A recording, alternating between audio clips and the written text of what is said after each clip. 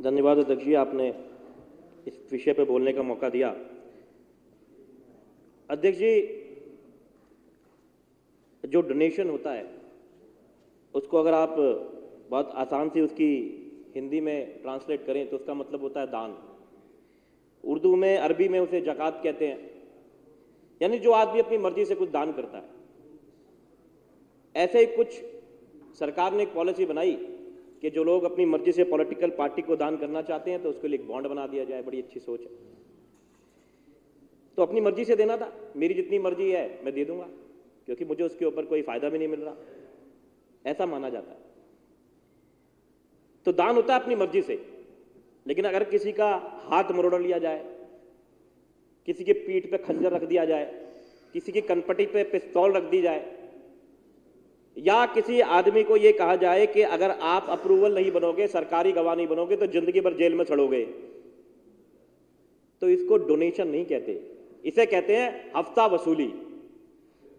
और उन्होंने ठोक के हफ्ता वसूली करी इलेक्टोरल बॉन्ड के नाम पर।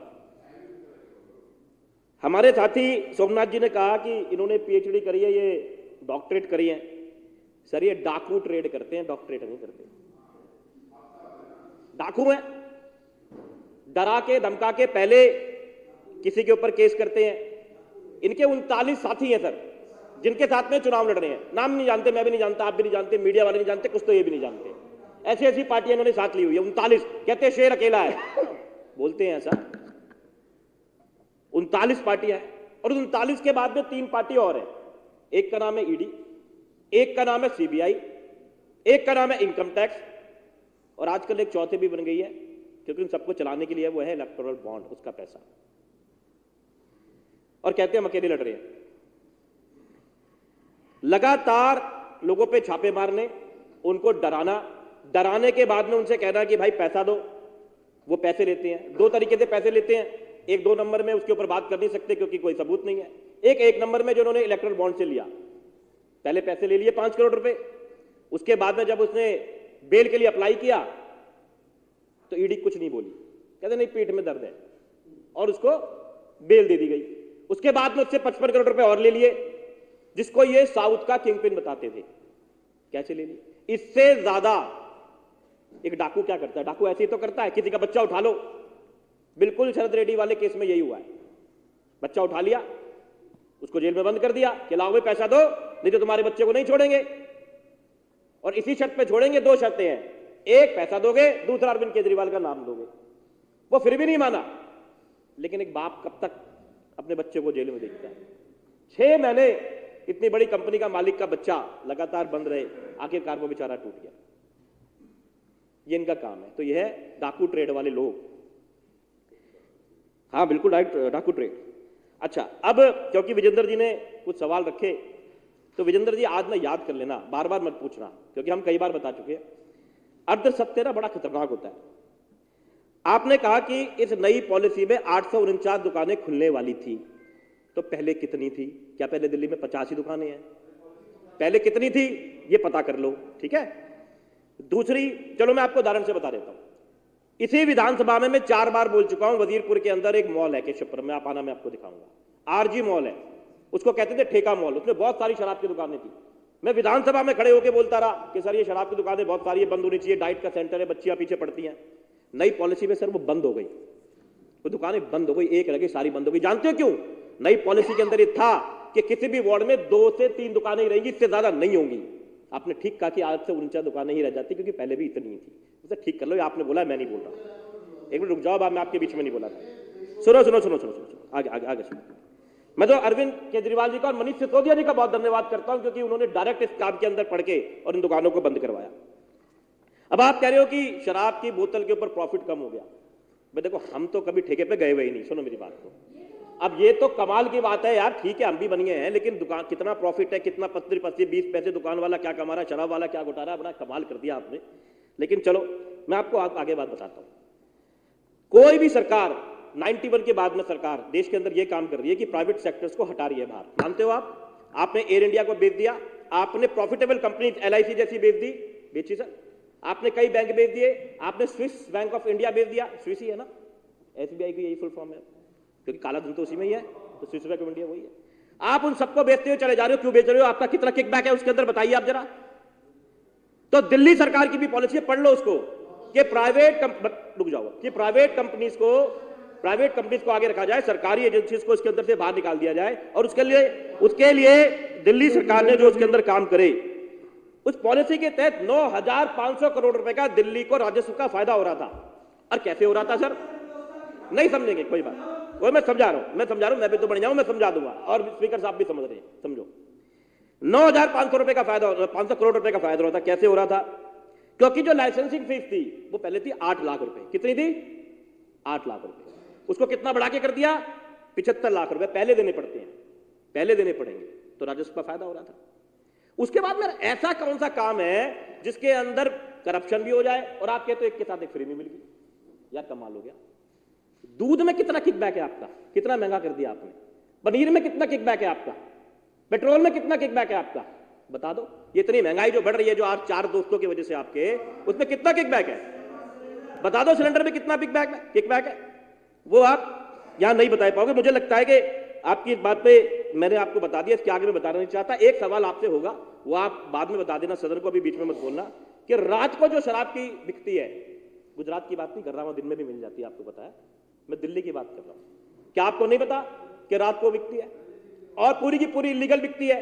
लेकिन आप चाहते हो इलीगल बिके। आप हरियाणा में नहीं बोलते। चलो मेरे साथ में भी, कितनी दूर है हरियाणा यहां से? हरियाणा यहां से कितनी दूर है? हरियाणा पे चल के देख लो कितने हाथे बने हुए, वहां नहीं बोलते आप। बैठ के पियो खूब वहां पे, लेकिन वहां आप नहीं बोलोगे। खैर चलो, ये बात यहां पे खत्म हो जाती है। अब आज के बाद शराब की बात करना नहीं हुई तो इसको दोबारा समझेगा, समझा देंगे सर। अब एक बात आती है जिसके ऊपर आज ये चर्चा की गई है, उस पर आ जाती है पॉइंट के ऊपर फटाफट से।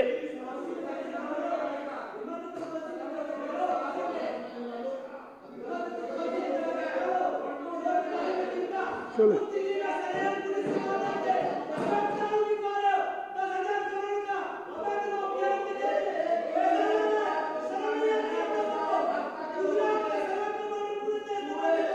अखिलेश जी बैठिए, अखिलेश जी बैठिए, प्लीज बैठिए।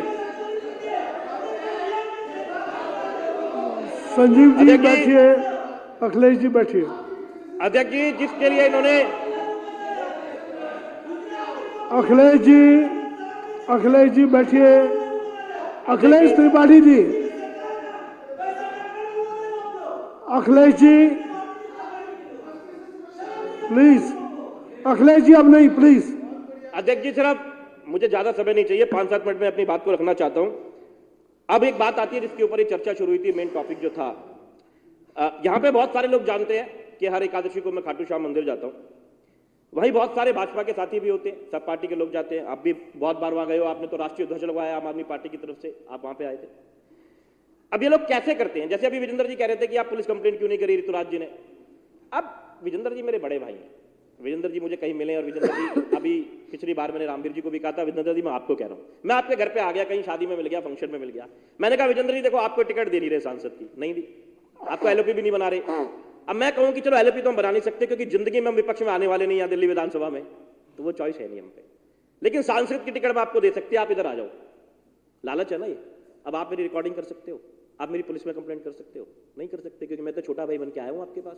ऐसे ही आप बड़े भाई बन के आ सकते हो, यही आप करते हो।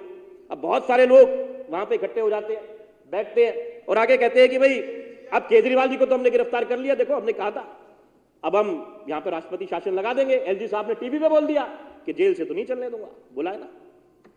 तो भाई एक काम करो सर, मैं आपकी चेयर से बात कर रहा हूं प्लीज, मैं स्पीकर साहब से बात कर रहा हूं। तो ये कहते हैं कि आप अपना सुनहरा भविष्य किस लिए खराब करते हैं।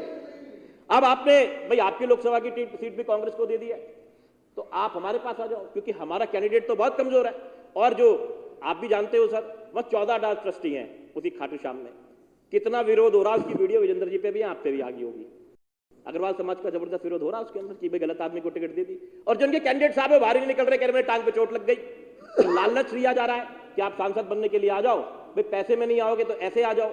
जैसे ऋतुराज को कहा कि मंत्री बना देंगे 10 हो, तो हमको कहते हैं आपको सांसद बना देंगे आप आ जाओ। तो ये इस किस्म के लालच रोज फेंकते रहते हैं। और रही रिकॉर्डिंग और कंप्लेंट वाली बात, जो अपने बन के आओगे तो उसके ऊपर किस तरीके से क्या बात कर सकते हो। ये बार बार बस एक ही बात को रखते हैं कि आप इस तरफ को आओ, आपको बहुत सारे फायदे होंगे कि नहीं तो वहां पर आपको जेल में डाल देंगे, वहां पे आपको ईडी के पास हो जाएगी। मैं समय की गरिमा को देखते हुए सर बस एक बात पूछना चाहता हूं, बड़ा सिंपल सा एक पॉइंट है, ये 5वीं क्लास का बच्चा समझ सकता है, मुझे लगता है यहां तो सब बड़े समझदार 2-3 बार के विधायक है।